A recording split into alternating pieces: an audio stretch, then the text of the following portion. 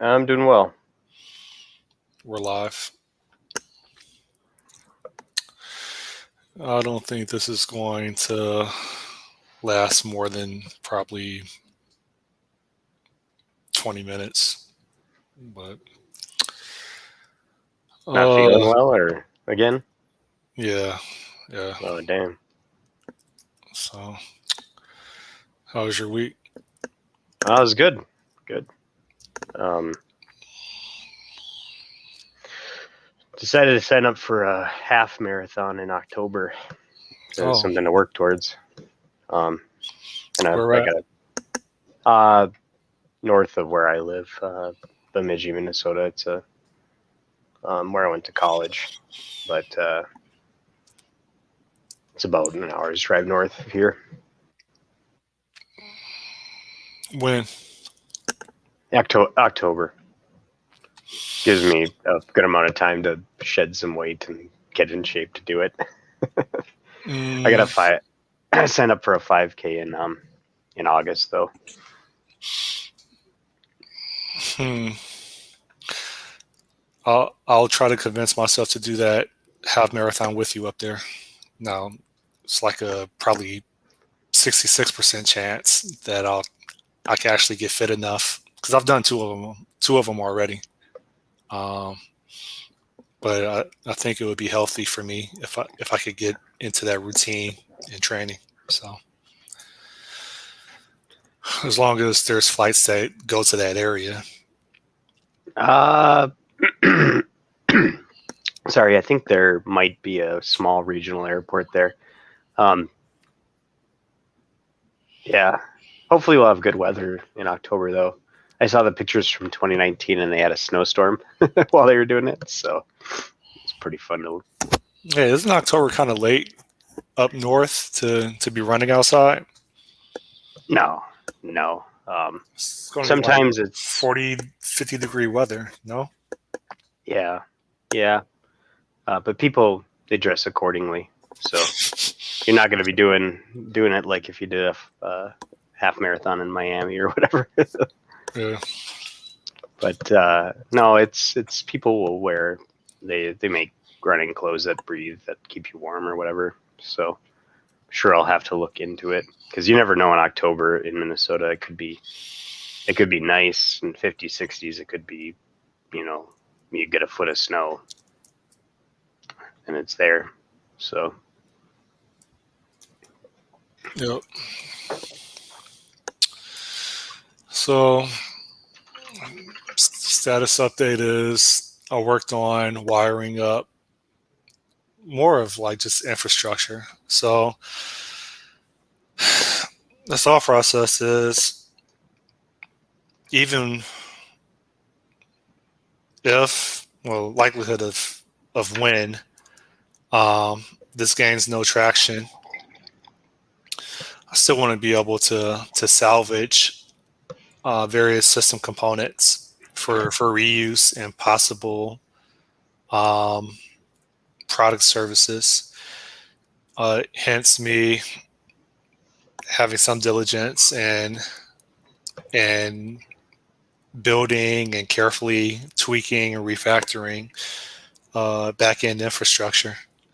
So specifically, when a courier or customer is tracking one another through through these mobile devices, I want to be able to record that in my event log so that when there's any type of anomalies or funky behavior, um, I have some logging that will tell me when tracking was started, when the courier was tracking the customer, and when the customer was tracking the courier. And this tracking is essentially defined as a SignalR connection, a SignalR group connection between the two of them, in which they're able to publish their location for the other to observe. And so the logic is pretty much like this so far. Like this is your SignalR hub client. It connects to a location tracking endpoint. And if that does succeed, um, then we go ahead and send a message to our event store, which is this over here. So post tracking enabled. And when we disconnect, post tracking disabled. Right. And what did I just do? So my event store should be relatively clean. Yeah, this right here. So theoretically, what do I want to do? I don't want to do that.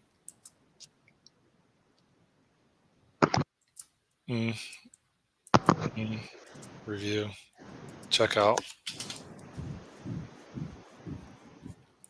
next, order. Let's see if this actually works when I demo it, because I have some funky like endpoint tunneling that I have to use ngrok for in order to rely on Azure SignalR through my local host. So order request comes. I don't know if you saw this update UI where I put the timer down here. You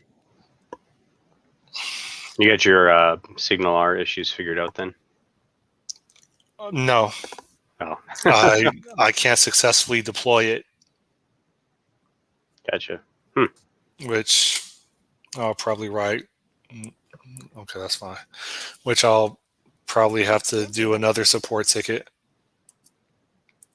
Primex management may be closed. How do I exit out of here? It's not responding. Stop. Head east, then turn right. Primex management may be closed. This is my first time seeing this. I'm trying to just... Okay, whatever. It's going from Google headquarters to Miami. That's going to be a really long delivery in 8 days. Yeah, well, that's the emulator. But yeah. Anyways, if you look at the event store, we see that courier location connected. Should be customer location connected. So,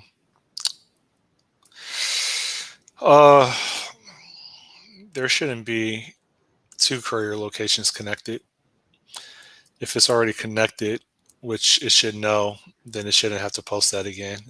When it disconnects, it should post a courier location, disconnected. So that is something I have to look into. I shouldn't be debugging while I'm having a masterminds. But no, it's all right. Already connecting, and then connection succeeded. Yeah, so I mean, it's not going to kill anything. It's just that if it says courier location connected 2 different times, hold up, something's not right. Yeah, if it says courier connected 2 different times, then I would expect there to be a courier disconnected somewhere, and maybe it was disconnected, but it just never got logged. I don't know. So I'll just put a breakpoint here and revisit this later on today. In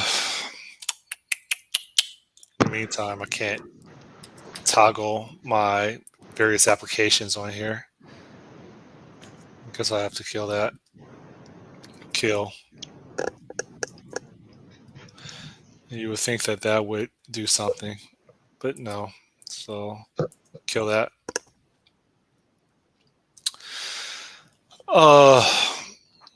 The food truck owner attempted to hit me up twice within the past 7-8 days, but I haven't really been available. So I kind of feel bad for not being as proactive as he is and staying in sync and keep moving the football down the field. That sucks. But don't know. There's other things that I'm trying to manage. So.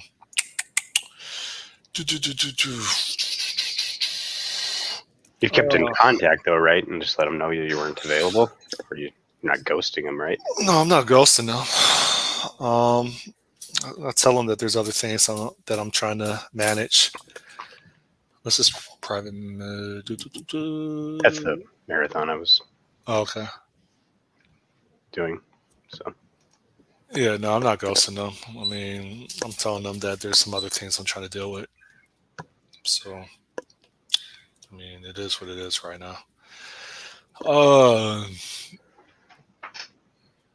Yeah, that's pretty much it. It's I tested the rental. So I tested purchasing. Right now, all I've been demoing is like food, right? You order food, but also was able to test, when they buy sunscreen or whatever, and I was able to go through the entire workflow for that. Not to say that everything works, but I was able to go from start to finish in regards to the whole order fulfillment saga. For rentals, it should be the same behavior. However, there's more work I have to do for that. Did I stop my screen? I think I did. Yeah. yeah, So there's more work I have to do for rentals. So like theoretically, you can add a rental to the cart and then fulfill that order. But what I haven't handled are the disclaimers of what the policy is for you to rent this. When you rent a umbrella or a canopy, a beach canopy, these are the terms and conditions. It's whatever price per hour. If the courier is unable to locate you based on the specific coordinate that you're ordering from, then these are the following penalties, blah, blah, blah. You'll be charged additional, blah, blah, blah, per additional hour or per additional day until, the second day you're just charged the full price. Like I got to put in that UX policy in there. And then also, in addition to rentals, not only the policies of disclaimers and the penalties that relate to surcharges, but also whatever UX would be for a potential courier to go ahead and pick up that equipment or pick up those rentals. mm-hmm. And so that I haven't even laid the groundwork for. I'm not sure how deep that's going to go in regards to, I don't know, it sounds like there's probably some type of scheduled like timer or something for a rental that somehow I need to notify Azure of. I'm pretty sure Azure probably has something like that within their service bus, where at this specific time or a countdown from this specific, I don't know, some type of duration where it times out, a trigger should be executed, and that should notify a courier that they have a pickup, right? This time the pickup isn't a storefront or a restaurant. The pickup is the customer's location. It goes to customer location. They pick up whatever equipment, document it, with the camera or whatever. And then that same infrastructure theoretically shouldn't change. And where the customer is the pickup location, the drop-off location is some vehicle or some, I don't know, wherever I store rental equipment given that area. So theoretically, that whole like infrastructure that I wrote for a pickup drop off, that shouldn't really change. You just plug in different coordinates. What is added is evidence of a pickup of the courier. They take some snapshots of whatever they're picking up, and and obviously all that other stuff is there in regards to the customer. It was a policy that the customer agreed that the pickup would occur at this specific customer location. That's where we're going. Of course, if the customer moves around, then I'm able to track that based on the logs that I showed you. That's what I was working on, right? When through LR, they're able to see each other, right, by posting the GPS coordinates. That's it. So if and when the whole beach delivery thing fails, I want to be able to continue work on software as a service and be able to have some type of mobile order fulfillment SaaS, software as a service, that I could sell as a subscription maybe. One interesting thing is a week ago, someone called me, and a stranger approach all the time, right? And there's a guy on like I'm not sure if it's called a unicycle, but it's like a battery powered one wheel thing that they stand on. You seen those before? Yeah, like like a Segway, except it's hands free. Yeah. A So hoverboard or whatever. Oh, similar concept, except it's like a wheel, one big wheel, and your legs go in between it, right? And the wheel is like, this thing is limited, but the wheel is like this big, right? And so something like you would see on the movie Back to the Future 3, but not the hoverboard or something. And so anyway, I approached them like, oh, that's cool. And this was like maybe 3 months ago. And he hit me up on the random several days ago, and he was like, hey, I got this idea, right? Because he knows that I build mobile applications. Hey, I have this idea. And he was basically saying that during 4th of July weekend, he had got into like a confrontation with a drunkard, and he didn't want any trouble. He didn't want to catch a case, and so he attempted to call the police. But can you guess what happened when he wanted to call the police in an area that he doesn't frequent? No. The police wanted to know his location, and he didn't know his location. And so I'm sure he's not the only one, right? And I think this is something that I've mentioned probably several months ago, of like the emergency response dispatch system is like antiquated, and people shouldn't have to know where they are to report an emergency. Based on today's technology, and probably I would assume 95% of emergency calls are through cell phones. with the technology on the cell phone, like, that shouldn't be a question of where are you at. It shouldn't be, right? So it just gave me some type of confirmation, because the case that his idea was essentially the same thing that I had told you in regards to like some type of streaming emergency dispatch app where someone can just hold their phone and stream in the GPS coordinate, and the video feed is going to a dispatcher, and they can just document that location and document what they see on the video to relay to the police or the fire department. So it was just confirmation, or I think it was confirmation, that people are running into these issues. So don't they have enhanced 911 down there at all? I've never heard of it. Yeah, enhanced 911 is exactly what you're talking about. Well, not exactly. It doesn't have the streaming, but in terms of giving your location, it's a thing. Is it something that someone has to be conscious of when they dial 911?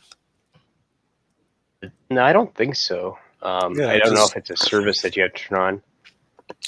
because my understanding is 911, like they'll use triangulation to figure out, like, I don't know, within like a mile or so, where you maybe a couple miles where you're calling from, but it's not pinpoint, right? They're not going to be able to identify the street corner that you're on. They could just identify the neighborhood that you're in. That was my understanding. So I didn't know that through cellular, it could pass a specific GPS location to a dispatcher. Yeah, I mean, I think that there's some of that capability. Maybe it's. I'd have to look more into it, but I was pretty sure that's what Enhanced 911 did. Okay, so it does say that the dispatcher. Some use radio Computer. equation, some use GPS. It says geographic coordinates for wireless of the caller. Which, if that is the case, then why was she asking him where he was located? Just for a confirmation? I mean, are GPS systems wrong? Maybe Florida just doesn't have it. Who knows? Or maybe this is a script that they have. If that is the case, then yeah, at least the location part of the issue is solved. Yeah, it might also be a privacy thing setting that you can turn off, maybe. So the way I would do things is when I would call 911, I would build into the operating system the invocation of a emergency app for a video feed. So you call 911, it automatically launches a video feed. And that's it. No, you have to scroll through your phone to find the emergency video feed app. None of that. You call 911, the operating system launches the emergency video feed app, period. And then you can disable it if you want after, like, I don't know. That's the way I would do it. So, but anyways, that's not for a while back. That's not for a while that I'm Yeah, entertain that. you should just send the guy out with bags of sunscreen on the beach and just do sunscreen delivery all day. Make a killing. I agree. They have to be very. They'll get shut down. I was going to say they would have to be extremely incognito, but they'll get shut down. Just buy some trench coats, line them with like those things. They open up. Look, I got Banana Boat. I've got I don't know what other brands are. I got kids. I got the spray-on kind. I think Banana Boat is the one that I'm offering, or at least the one that's in my demo. Hold up, let me relaunch this app. I got some tan lotion. I'll make you bronze. Hey, Gamlore, how are you? Relaunching my customer app.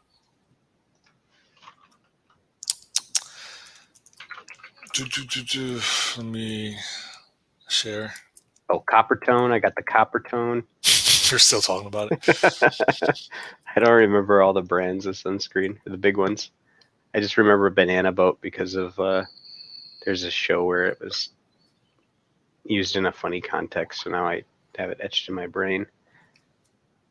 I got some Neutrogena. Neutrogena? Oh, you mean Noxzema? Noxzema. Proactive. Vino. Is this thing launching at all?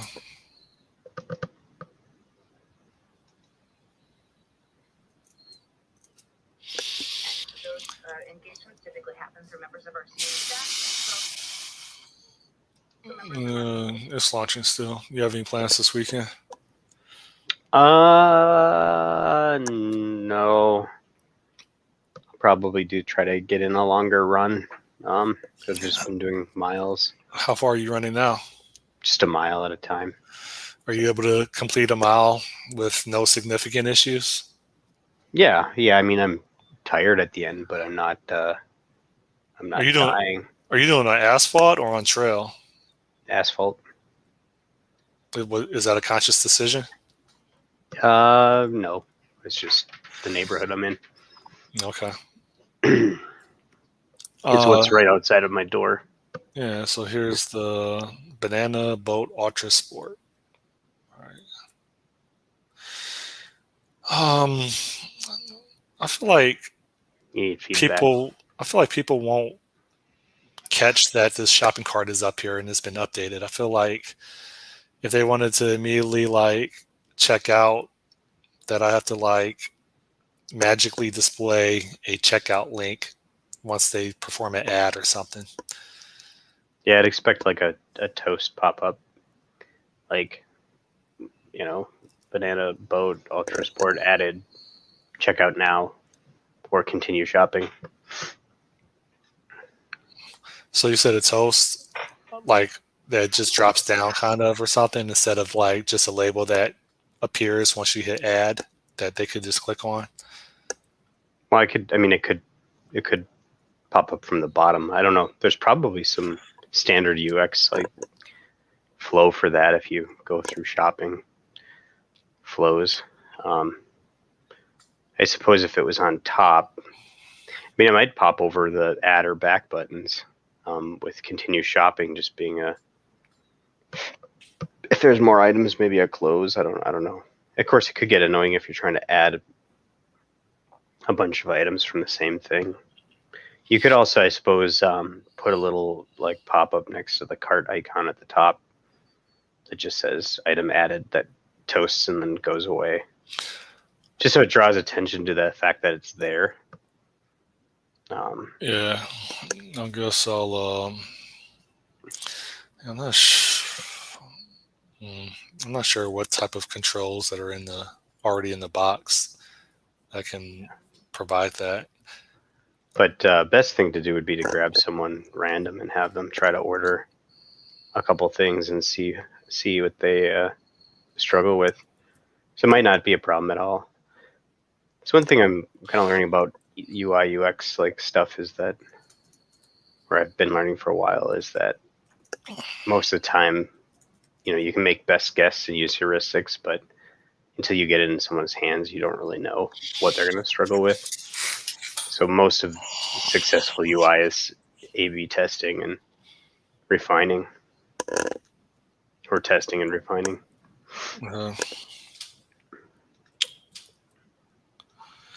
That thing still won't let me toggle.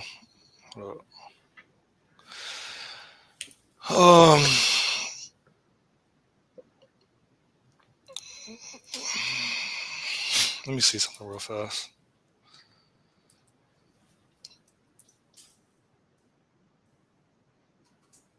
Is there a toast?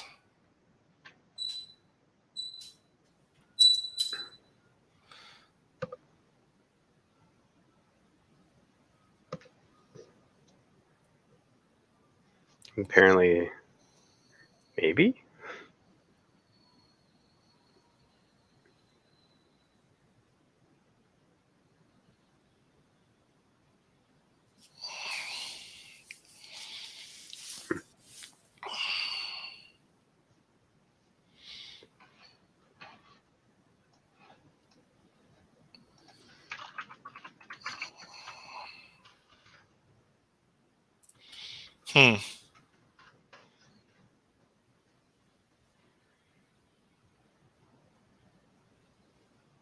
That might be simple enough. Yeah.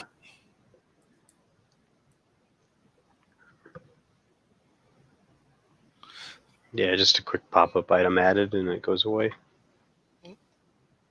But they're using a custom renderer. I'm not trying to do that. I'll dig deeper into it.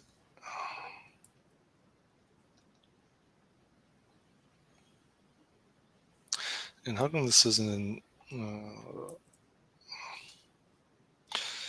Oh, hold up. Oh, like I'll put bounty. Like I feel like I'm the only person that posts questions on Stack Overflow and they don't get answered, and then I'll put bounties on it and they still don't get answered. Maybe that's because you only post the hard questions. A lot of what's on Stack Overflow isn't that hard of a question.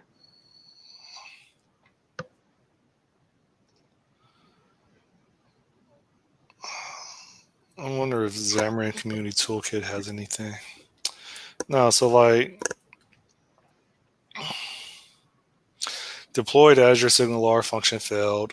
The SignalR service connection string or endpoints are not set. All right, and then I tell them, hey, this is the code that I'm executing. When I hit start, the error occurs right here. I looked at the log stream and it says this message right here. But I looked at my configuration and I have the actual key value pair defined right here. Where else would I set the SignalR connection string outside of where I already set it? And I get nothing. So I'm going to open up another Microsoft support ticket. That's going to take another 3 months to resolve. Why did you become a programmer? Me? Yeah. Well, so when high school, I got kind of into computers in general because of LAN parties and stuff like that. Didn't know what I wanted to do. Ended up going to college for computer repair. Decided I didn't want to do that. Ended up going to, well, I was a community college. Got my AAA. Decided I was going to do philosophy. But then decided I needed to get another skill in there. So I took computer science. And then once I kind of got through the second course, CS1, I realized it was just kind of, I had a knack for it and liked it and could be successful. So then I just went from there. You think philosophy and computing they have something in common? Oh, yeah. Yeah.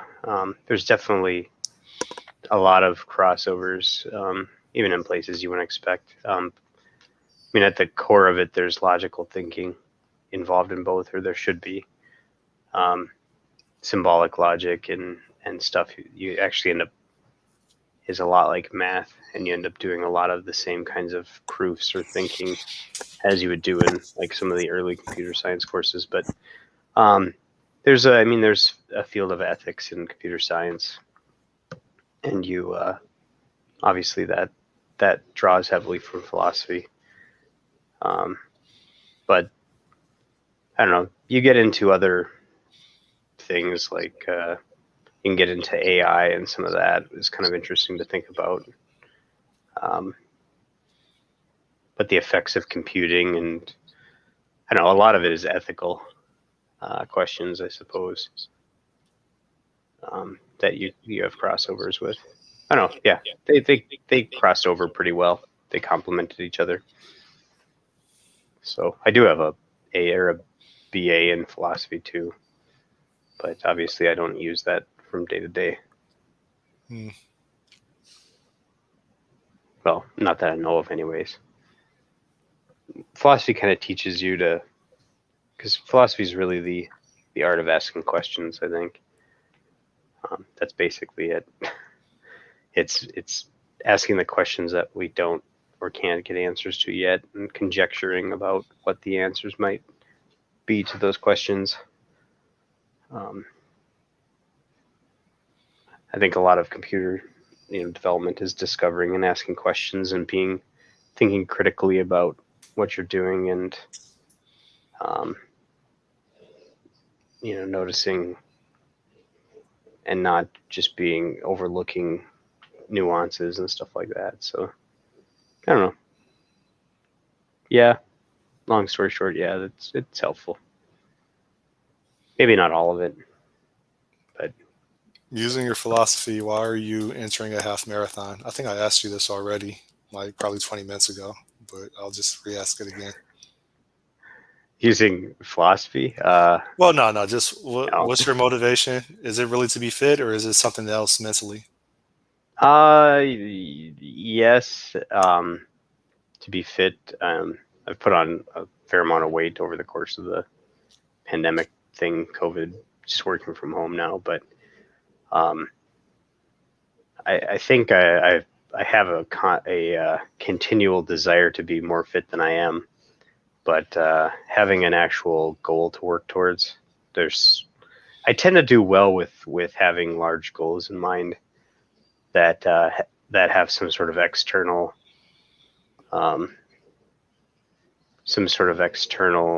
requirement, right? So like if I just said, hey, I want to be able to run 13 miles, that wouldn't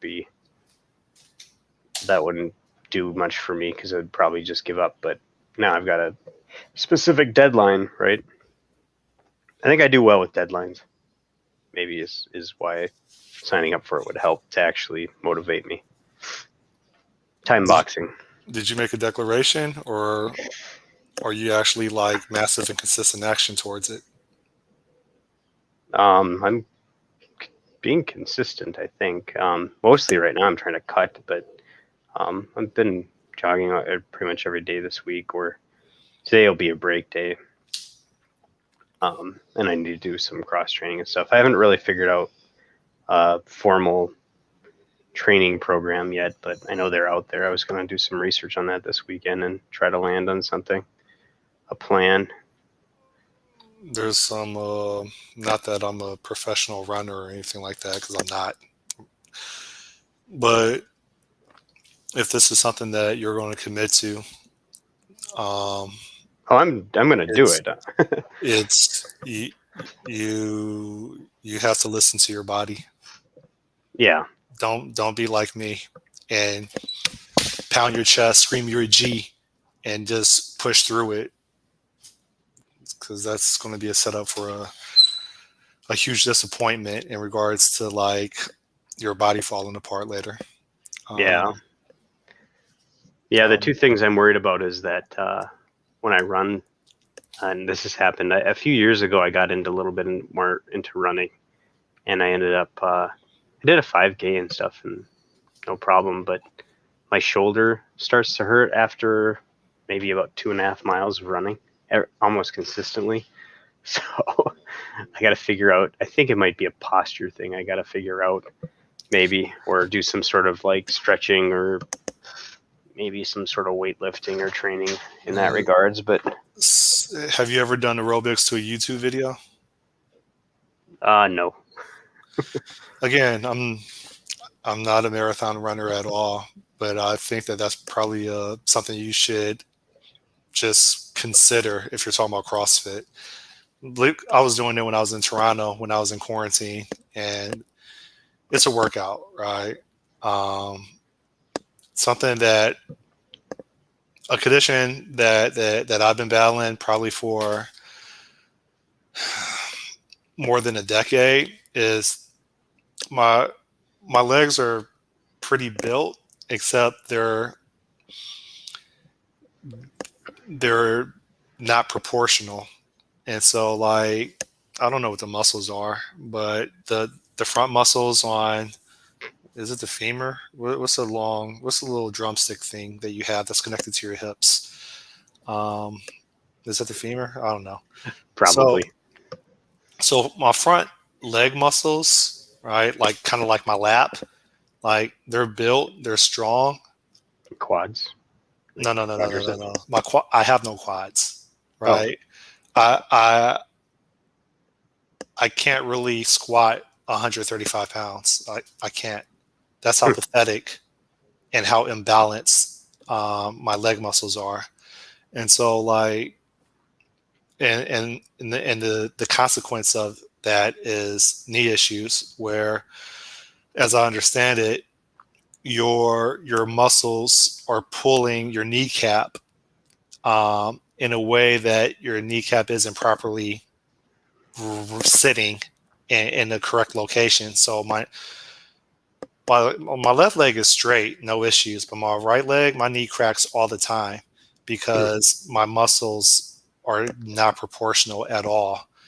And so when you say CrossFit, I think it's very, very important that you have some balance in that, and you're not like me, where you just all front end leg muscles, but you can't squat anything, and as a result, your knees are paying the consequence, and then it starts hurting after you run like a tenth of a mile, and you have to immediately take a break and then rethink how can you like do this. Like it's yeah, my stuff has issues, and so it's when you say CrossFit, like go full throttle, go all in on it.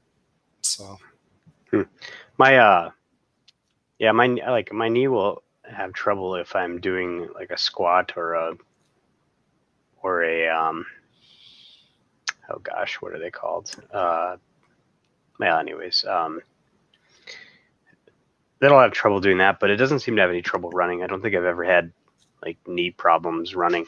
Most of the stuff would be my shoulders or my back. So yeah, I have it. That's why like I run on the sand, and it helps out a lot.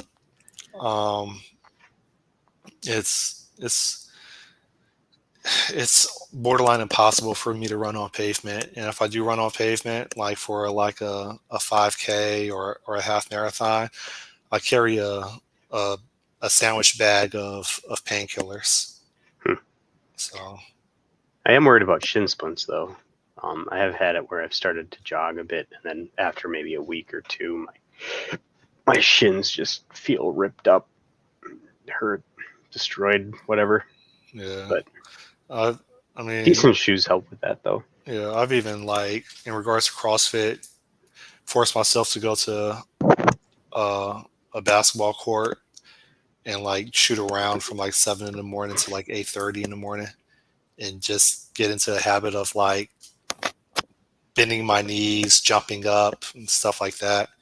Of course, I don't do it consistently enough, and now I haven't shot ball probably like 2 months now. I was trying to get on a consistent like once or twice a week, but I fell off. Yeah, I'm one thing I'm going to do is probably I've got some I've got a weight set, and I've got a trap bar, so probably start doing some deadlifts and some maybe some upper body stuff, along with it. Try to get some. I don't know. It kind of builds on itself. Like early in the week, it was like, but yesterday I was just all gung ho, like no problem, like excited to keep working on this stuff. So Mentally, are you changing the content that you consume? So like, are you now like casually like listening to, I don't know, marathon podcasts to keep your mind like focused, and or like when you go running, do you listen to anything?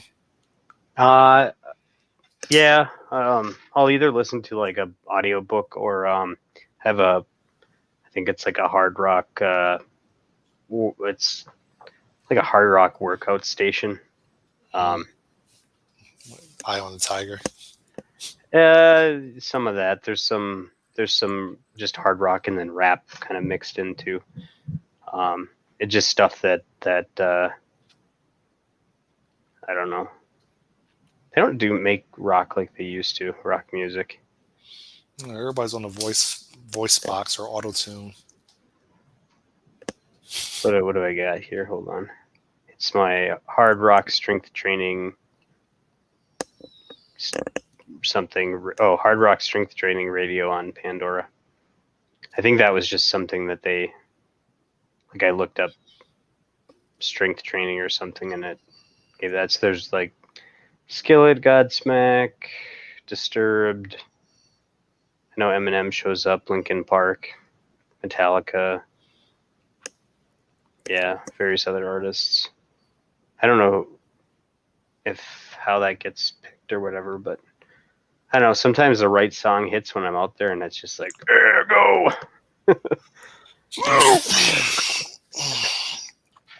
Gambler tries to avoid running on pavement.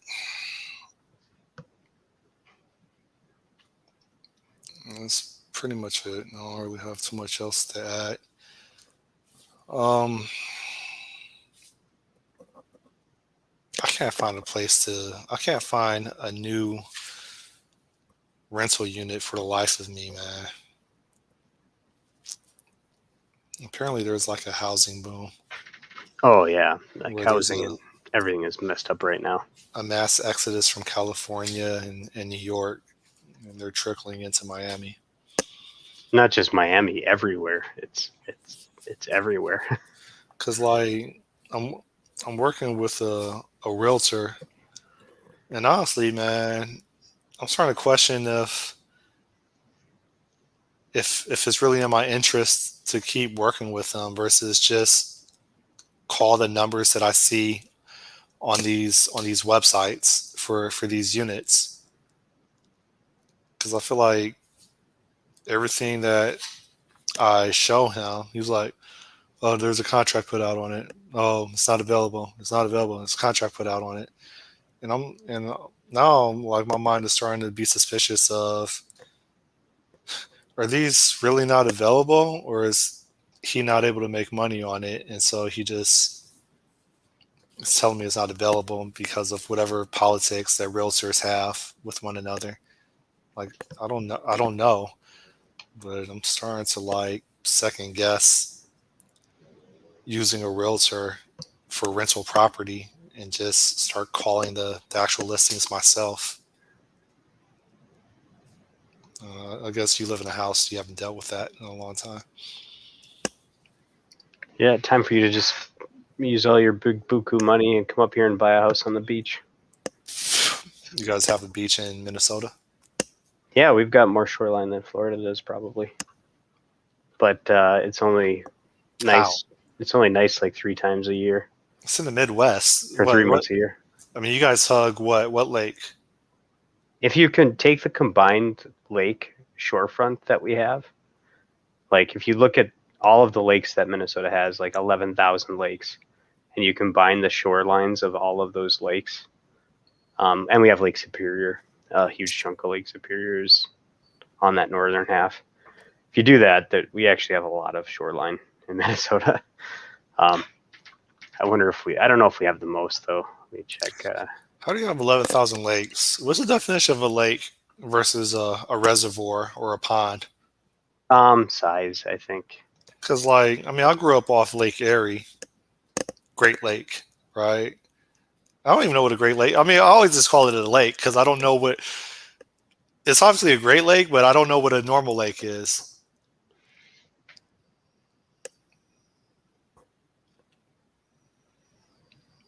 Oh, I see. So if you for lake shoreline, Minnesota has 44,926 miles of shoreline, and Florida only has 22,236. And then you've got 8,436 miles of ocean. So, given all together, our lake shoreline is more than Florida's ocean and lake combined. And then if you add in rivers, which we have apparently, we have a crap ton of river line. Apparently, so if you take into account apparently Minnesota's lakes and rivers, we have more shoreline than California, Hawaii, and Florida combined. But that's mostly because of the rivers. So it's a little bit interesting. But yeah, I don't know. You could buy some really nice houses up here though, and then just. But it's not going to be like what you have down there. Hmm. I'm gonna look. I'm gonna find you a house up here. I'm gonna look through it. Realty here. Let me see what we got. Actually, we have a pretty big lake near us. I'm gonna share. Well, apparently my budget is now topped off at $2,600 a month, which I never ever thought I would consider paying to rent. Yeah, why wouldn't you buy it at that point? Let's find you a really nice. You could buy like a multi-million-dollar house. Let's see. Pelican's a really nice lake near me. I don't know what we got going on here. Oh, these are pretty expensive houses, but oh, this one might be good. Oh no, that's Horseshoe Lake. Probably not as good as whatever. But yeah, I mean, if you look at the shape of Minnesota here, obviously you've got this big chunk with Superior here, but then I mean you've got just in my area right here, and we got just tons of lakes and lake homes. And you get some really, really nice ones on Gull Lake, which is the kind of premier lake in our area. So, you know, $1.2 million house. Looks really nice in the summertime. Hmm. But I don't know what that costs a month to buy and then maintain. He said Pelican's a good lake. Biggest lake near us is Mille Lacs here. And they've got some nice houses on there. But probably not as much of a beach. That's why Pelican, which is that lake I looked at first, that's got some nice beachy areas on it. Wonder if I could find. Here's one. You can see they've got pretty nice beaches on that lake. This isn't even a very nice house, but the beach is pretty good. Yeah. Are you sharing your screen? Oh, dang it. Yeah, I thought I was, but I'm not. Here I'm like just moving around, talking like, hey. Yeah. See, there's the beach on Pelican. Like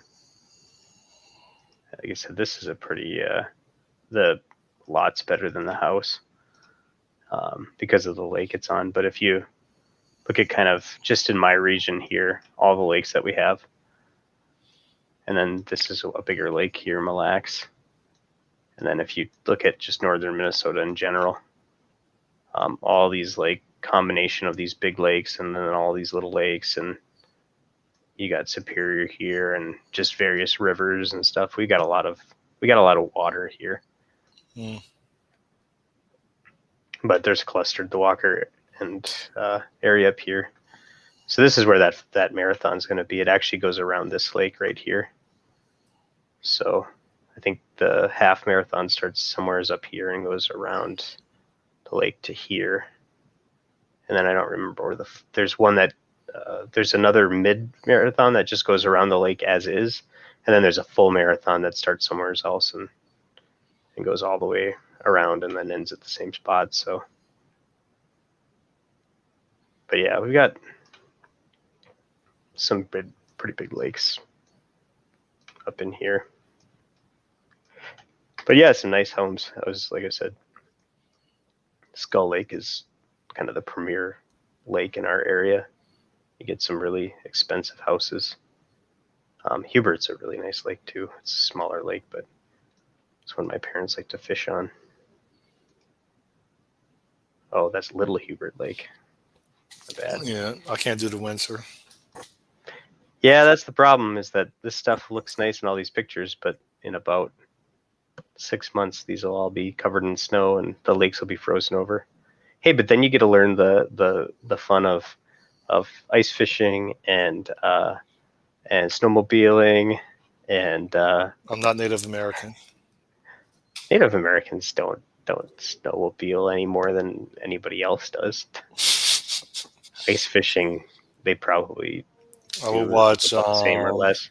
I would watch like police reality shows in Alaska, and they would go to reservations, and it would be like snowmobiles with drunk Native Americans on top of them, and yeah, that's what I would see. So Here you hence go. the context. Here's a nice little a lake beach home for you here. Get a swamp boat. Throw some gators in there. There's no gators though. You can go swimming in here. I'll bring one. It'll die after the first year. But yeah, we get some of the properties in this area are really expensive, so we get like, just real estate. And actually, the ritziest probably is up here in this Whitefish Lane. There's like compounds of really expensive houses. Here you go, $12 million house for you on Whitefish. Oh, it's got its own little private, like. Looks like a Hansel and Gretel house. Look at that. You get your own beach. You get a guest house. Or maybe multiple guest house. I don't know. Is this like a. Oh my gosh. Look at that. Why don't you move there? Because I need to make $12 million or enough to afford it. You need to have your own software consulting firm. Yeah. I got to stop being an employee. There you go. You should buy this place and then, or make it big, buy this place and then have me come over and hang out. Let me know when you're ready to start a software consultancy. You can put up the website that offers the services and say we specialize in mobile order fulfillment and you do e-commerce. Yeah, so this e-commerce specialization. And then we'll get phone calls and then we'll battle the country of India on the hourly rate, and that's it. Did you ever? What was it? Oh gosh, I forgot what I was going to ask now. Man, my memory is going bad. I think I'm going to be. I'm going to have memory loss issues, dementias early in life. Yeah, it happens to me. I forget the name of my girlfriend. I forgot the name of my kid. Like, it's bad. Man, what was I gonna ask? Is it job related? Oh, yeah, no, it's did Odie ever finish up that thing for you? Nope. Just too much work. I don't know. I've noticed a history of him saying rah rah and then not ever finishing anything that he agrees to like deliver. Life always happens to him. Yeah. Makes sense. My son got his orange belt this week.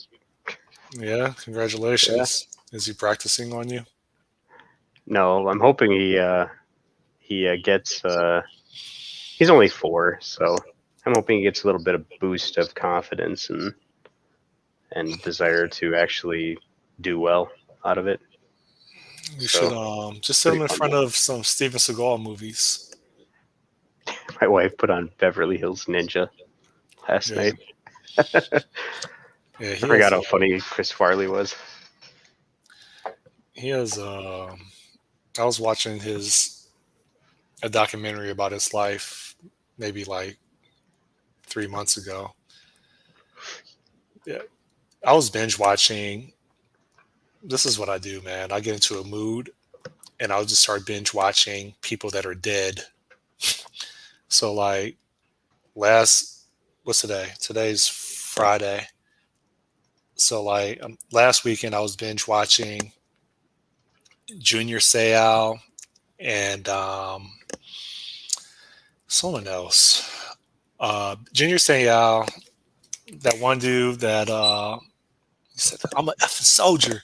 I forgot his name. I can't remember. He played for the University of Miami or something like that. Then he played for the Browns, and then I think he last played for Tampa. And then he has a fetish for older women, so now he's in jail now or in prison. I can't remember his name.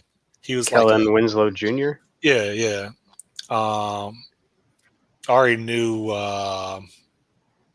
there was a player for the Cavs that had like some skin issues.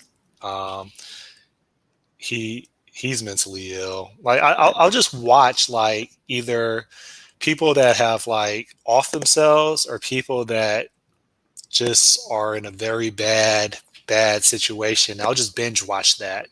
So that was last weekend, but like 3 months ago, yeah, I was binge watching John Candy, the dude you just said, what's Chris his name? Farley. Chris Farley. So all the fat actors who I died. think John Belushi. I think. Yeah. Yeah, I'll just all get the fat into. actors. I'll get into died a early. depressed state, and I'll just start binge watching that stuff, and it's not helping me.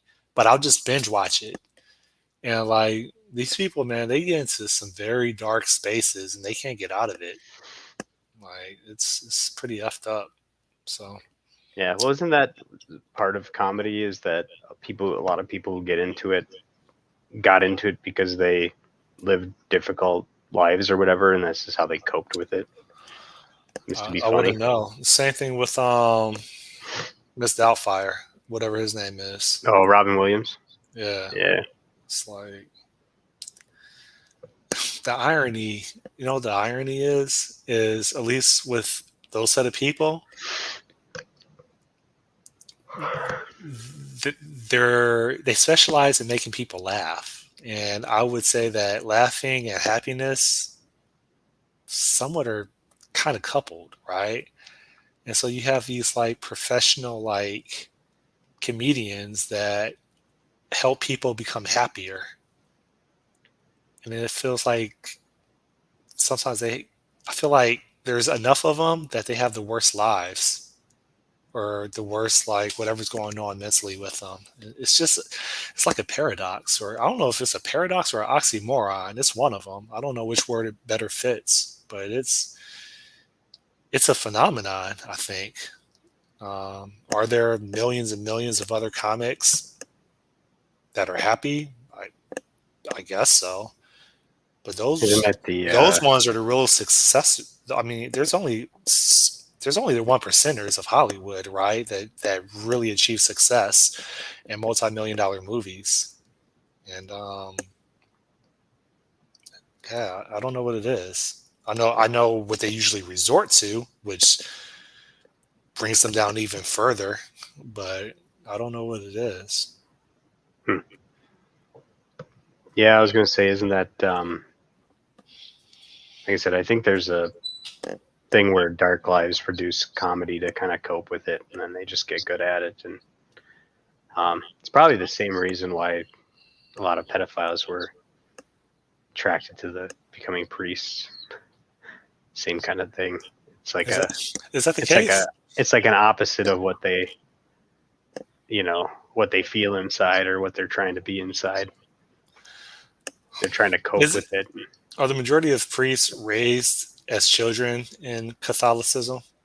And the result is they're always told how bad it is for them to have the thoughts of reproducing that they're naturally born to think about. And as a result, psychologically, because they are always deprived and they always feel guilt for catching a morning woody or any type of sexual urge, that they're in a position of leadership maybe, and they've been holding off for so long that I'm trying to understand the psyche. Yeah, I don't know. I definitely think that deprivation, for lack of a better term, I feel like it has to play into it. Yeah, it's definitely the minority of priests though, overall. So it's not it's a How will we wide know? enough problem, but it's not as widespread as you would think. But Oh, okay. Within a global scale, perhaps, but within Massachusetts, it seemed like it was widespread. yeah, The but Boston area. yeah, I'm not sure all what is Always there. And then confused. It's Boston, Massachusetts, right? Always confused yeah, Massachusetts and Connecticut. yeah, I never confuse Connecticut with anything. Okay. I don't even know what Connecticut's good for. Well, New England Patriots, they play out of Connecticut or Massachusetts? I think they play out of Massachusetts, Yeah, see right? what I'm saying? Like,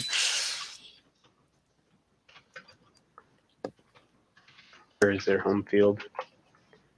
Gillette Stadium in Foxborough, Massachusetts. Okay. The Patriots. Anyways. Well, this 20-minute mastermind was fun. Yeah, Probably I'm should get going. depressed now. So, all right. Well, it's been real. Thanks Yeah. for coming on. And next Friday, I will hopefully have some UX for the whole rental saga workflow. Not all of it, just some. It might be just some disclaimers that pop up that they have to check off or something. So that's it. Thanks again, and good luck on your training. I'll consider if I want to fly over there and do that, because I mean we never met in person. So Cool. See ya. Bye. See ya.